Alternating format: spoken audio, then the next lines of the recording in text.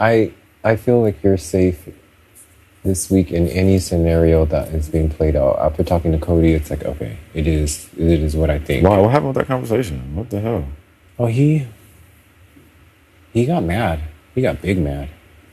Like, big mad. It was kind of like, whoa. I never really seen him get... Well, I saw him get mad because of the outside stuff before. But that wasn't directed towards a person. To the point where I had to be like, look, I'm gonna step away because clearly you big mad. But did he start to like? Did he give you any indication that he was going up, and you were just like, yo, what's up? He flat out told me I'm putting you up after like 45 minutes of talking. Because at first, he does his whole like, it sucks to be HOH, like, oh my god, like, and I just was not having it. So I was like.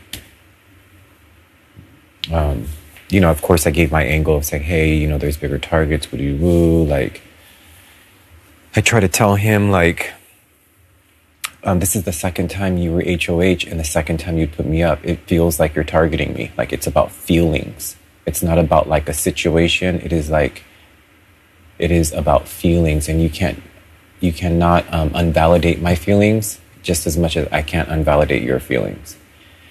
And I was like, and I said, if you put me up against David, it is clear that I am the target as well. So therefore, you cannot even say that I'm not. And he's like, yeah, but other HO. And he's like, do you always feel like you're the target? I said, no.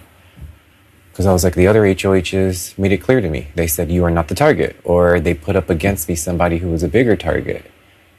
And so I was like, so it's not. And I was like, he's like, yeah, but those are people blowing smoke up your ass.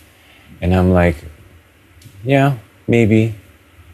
And I also told him, I was like, you doing this is like basically saying like, I'm coming for you because this is the second time that you targeted me, and that's okay. I was like, that's your prerogative to do that. And it's like, it brought clarity to me, like when Memphis talked about the have-not situation, and he said, when you have-nots and you just single somebody out, you're setting up a tit for tat where it's like, I got you, I'm gonna get you. And I was like, it sounds like that's what you're gonna do, because there's nothing that I can say to you, there's nothing that I can negotiate with you, there's nothing that I can talk to you about. And it's like, you're saying you're coming for me, so then it's like, then you're wanting to do a tit for tat. And I was like, I'm cool with that, because makes it easy for me. Yeah. And so he's like, so what are you saying? If I make it to final two, that you're saying you're not going to give me my vote? And I said, I'm not saying that. I'm just saying, like, you are setting that up. You are setting it up to say that I'm coming for you for no reason. Because it's like, why would you? And then, by the way, Ian threw me under the bus, so he probably threw you under the bus at some point. Oh, definitely.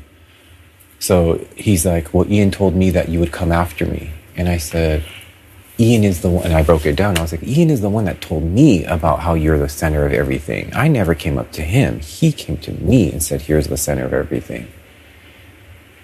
And so, and then he was like, well, that's how I knew that you were coming for me, whatever. And I was like, it just went back and forth like that. He's just always trying to find an angle to disguise the reason so he doesn't look like an asshole. Do you feel like he was trying to avoid looking like the a-hole? He wants to look like the nice guy that's got to make decisions. Yes. But I feel like that's his angle. Like, he wants to be like, I got to make decisions. This is where we got, so this whole time we're just talking like, well, what about this? And I was like, why didn't you talk to me about that if you felt concerned? It was very even keeled. But where he got big mad is when he started to do that. And he was like, for example, he's like, you never came to me. Like, what am I supposed to do? He's like, you always hung out with Devon. And like, I mean, like, if you never talked to me, so how am I supposed to be? And I was like, Cody, every time I enter the room when you were in it, the conversation would stop. I noticed it. I was like, every time the conversation would either stop or would take a blunt right turn.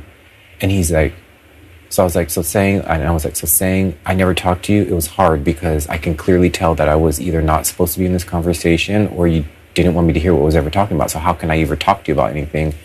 Good point. And I said, on top of that, I said, if you ever felt any kind of way, why didn't you talk to me?